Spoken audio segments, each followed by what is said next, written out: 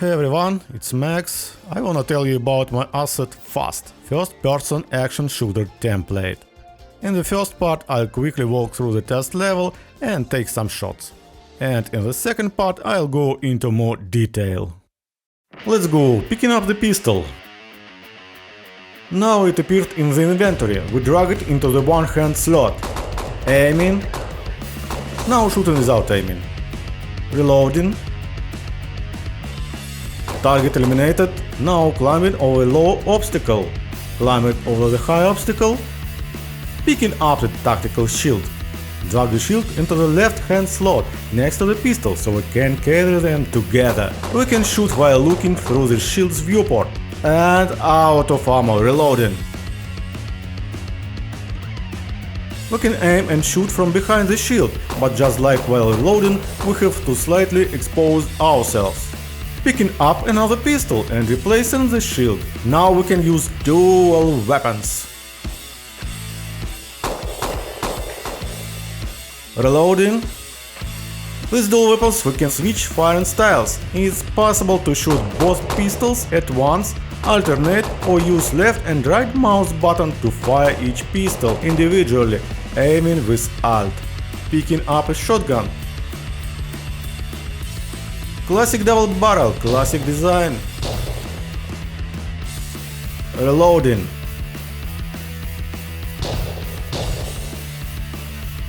Grabbing the pump action shotgun. My system allows procedural control of recoil for each weapon, so everyone can adjust its behavior to their taste. Picking up an AK-74. As usual with a Kalashnikov, we can switch between three fire modes: single, burst and full auto. Currently using burst fire.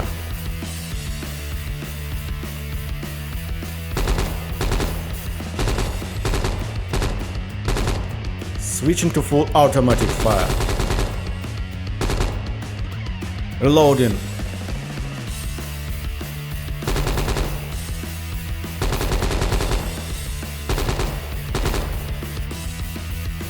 Picking up an M4A1.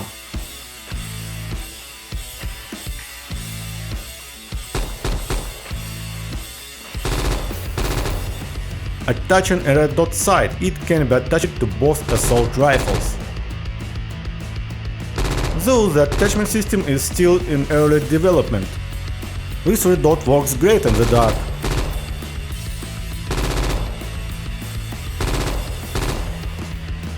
Yeah, excellent.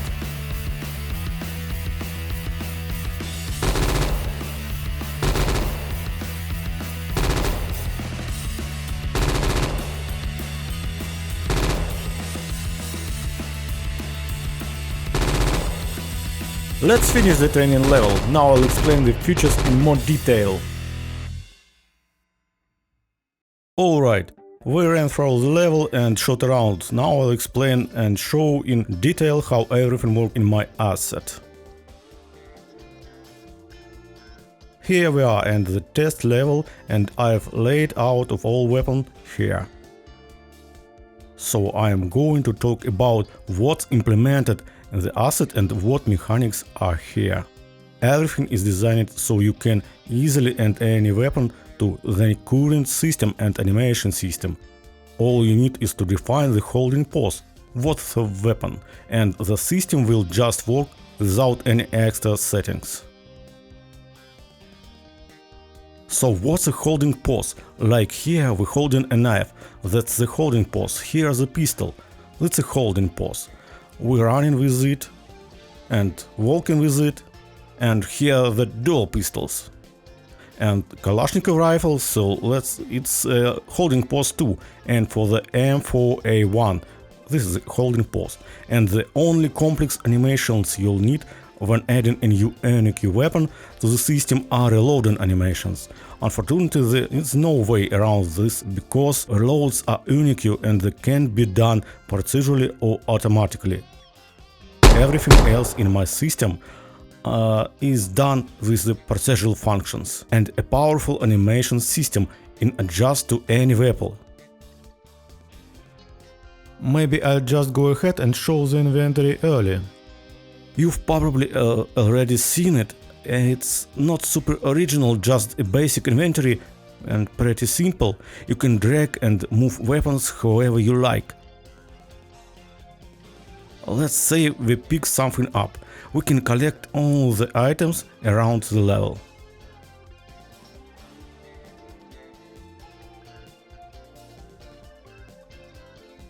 Yes, it's done. So now all weapons are in inventory. And if we have a bunch of stuff, we can just scroll through it. All the weapons will be stored here. You add things in and you can move them between slots. Here we got slots for two-handed weapons. These 3 slots right here, and yeah, you can add more if needed. And these are paired slots for one-handed weapons. So, this way we can build setups with 2 weapons, move things between slots however we like. And you can actually see the weapon changing in the background. Let's close the inventory widgets. Now we've got 2 pistols. Here dealt pistols is switches to those. We just equipped them and boom! Now we've got a pistol and a knife. Combine it with inventory just like that.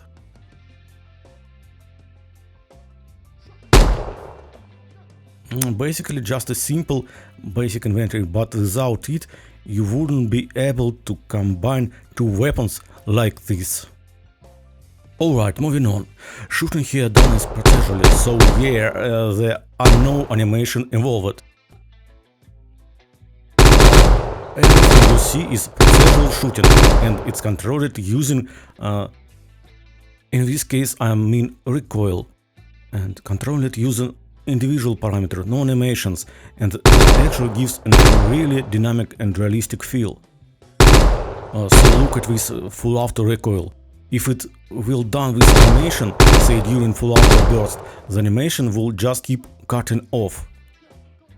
And restarting, it will feel junky. Right now it's all shaking and reacting physically. It's a physical controller, just like should in real life. Here how fine mode switching works in the Kalash. Yeah, so it's the recoil of the Kalash. And here how it's implemented. The setup during reloading, shooting the camera kicks up and recoil goes into the controller.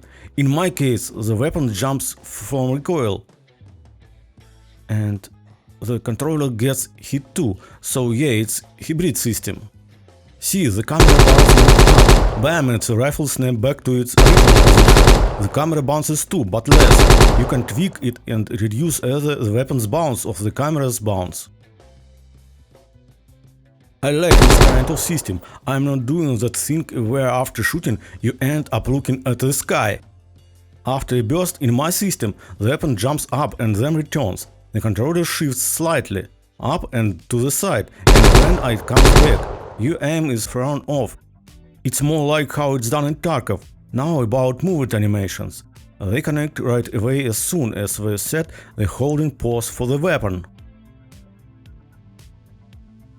That same hold pose I mentioned earlier, so we can immediately hold the weapon, run, jump and locomotion is animation based. And weapon inertia.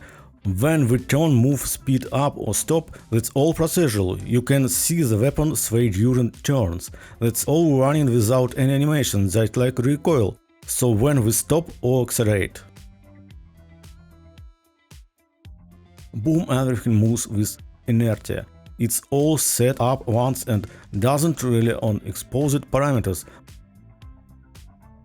The preprint itself has some config inside if needed, but I didn't expose any of it for the weapon setup. There is just too many parameters, so once it tweaked it works with pretty much any weapon. The only important thing is the parameter for stock length. that controls the offset of the sway center from the shoulder. That's the only one that really matters and affects how the inertia sway looks.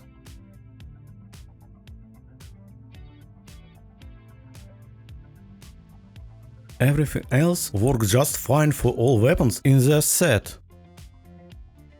So yeah, everything behaves consistently and I would bother changing the volume too much.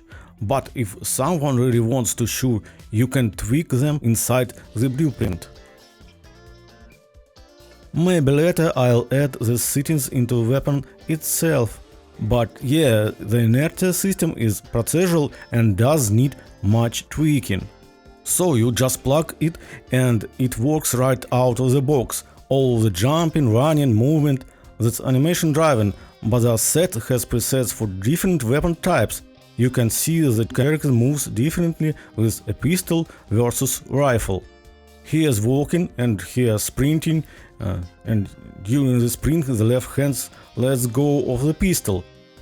And we run with arms separated, but with assault rifles we sprint while holding it in both hands, keeping it tight against the body, and here you go, jump combined with the sprinting. Now let's talk about how aiming works in F.A.S.T. Aiming is automatic too.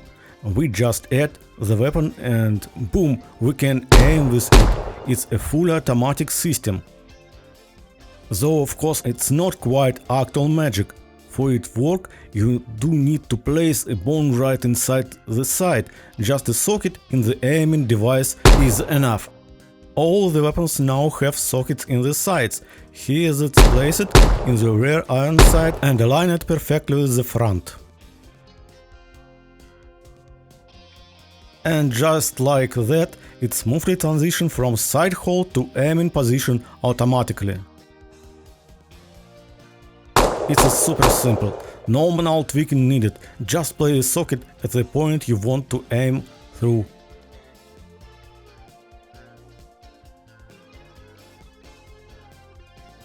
That's it, totally straightforward. And plus there's also not yet finished attachment system in the works. Right now you can only attach a red dot sight. It also has socket for aiming.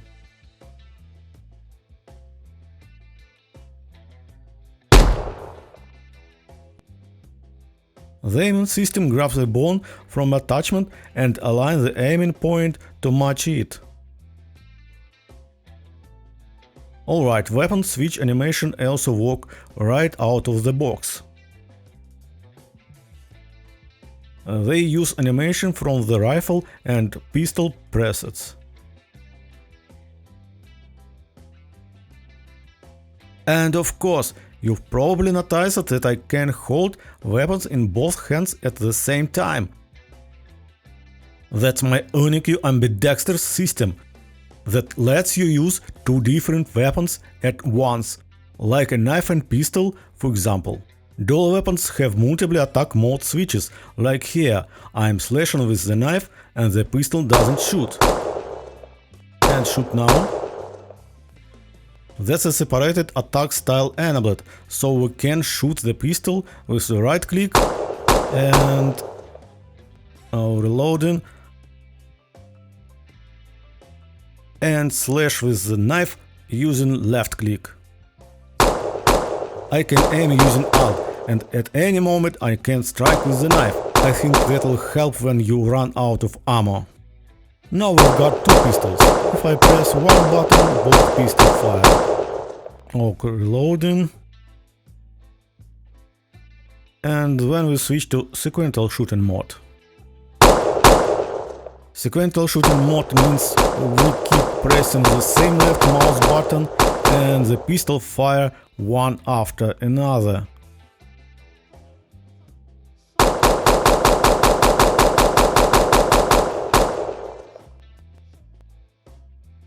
And they also separated fire mode. We shoot the left pistol with the left mouse button first, then the right pistol with the right mouse button, while aiming with Alt. So yeah, super convenient. Now I'll show it with the shield. I'm dragging the shield into a slot. Now switching to shield and pistol. Here's what we can do with the shield. The shield is always in the left hand. We can shoot from behind the shield, through the viewport, or pick out the aim precisely. When aiming precisely, we move the shield aside and expose ourselves. Same with reloading, obviously we have to open up. You can't reload with the shield held tight to the body. So yeah, you open up, reload with the one hand, kind of as tactical disadvantage. Basically, if you want to reload, take cover. So yeah, aim, pick out, reload, simple as that. Yeah, the shield could be totally OP, so adding at least some vulnerability made sense. That was the idea, yep. So, how is the Ambidexter system actually implemented? I opened the animation blueprint. At the first glance it might look pretty simple. But as you can see, in the template there are two completely parallel animation branches. One for the left hand, one for the right, and they are fully synchronized.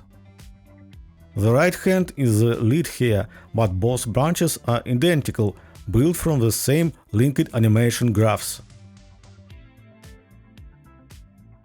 These graphs are used basically like animation functions inside the code.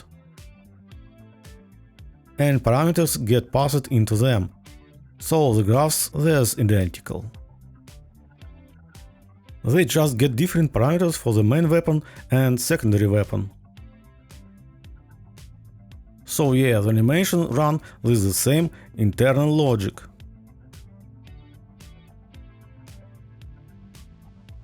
But there are things you can't put into shared graphs like recoils, because they control different bonds. And those bonds can't be passed in as parameters, at least I haven't found a way. You have to set the bond directly in the node.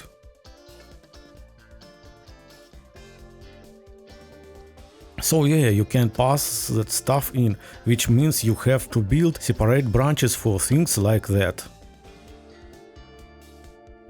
It's not super flexible, but it's just couple simple nodes, not big deal.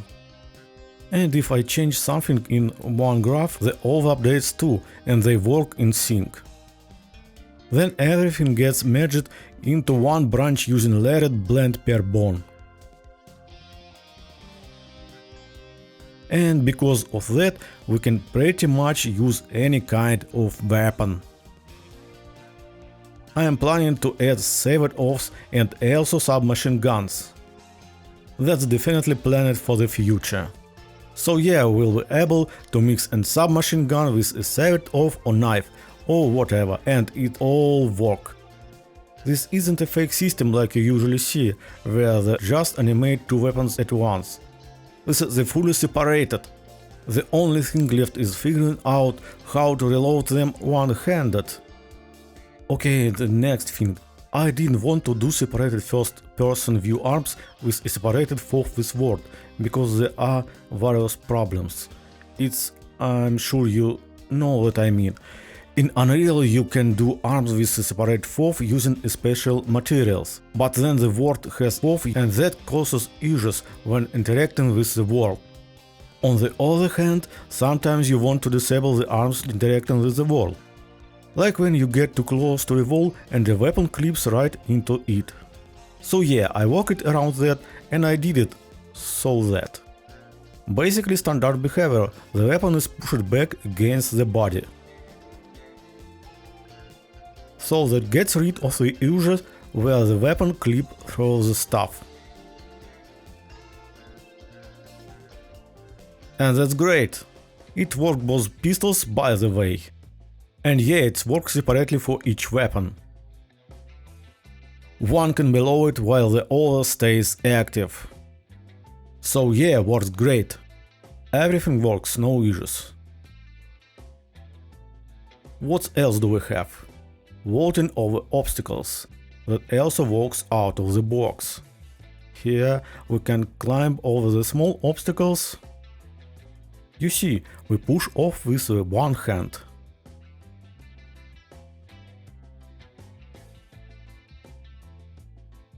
So let's work with both weapons. And just one. Same thing, push off with one hand and it all works out of the box. You don't need to invent anything, just add a pause and boom, it works with any weapon. And in the next video, which I've already recorded, I show how I add the M4A1. I already have it in here. I just added it and it already works.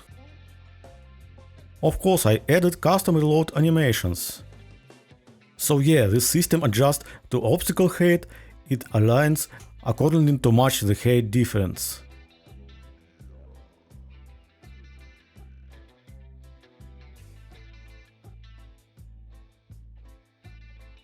It's one animation, but it works at multiple heights. So you can climb all the low obstacles, and there is higher one too. Here we just climb over, the weapon stays out, we can probably even shoot while doing it. Yeah, it's worked, so no problem at all. And for tall ones, bam, here we do stall the weapon. No all the way really, since we need both hands. So yep, hop. It adjusts to the height too. That's it. It all just works right away, no setup needed from you. It also works with dual pistols. Holstered pistols, pull them back out. So yeah. So at that moment, that's everything I've implemented in my F.A.S.T. And I originally developed this template as universal base for action shooters and games with stealth elements, where you can climb, shoot and more. Basically an action shooter, that's the name, first-person action shooter template. And in the future I'm planning to add new mechanics, keep expanding the functionality and new weapons, as I said, already in plans, saved offs, submachine guns and something heavier too. So overall, F.A.S.T is a great way to save time and focus on your ideas, and get a flexible, powerful and easy to use tool for making first-person shooters.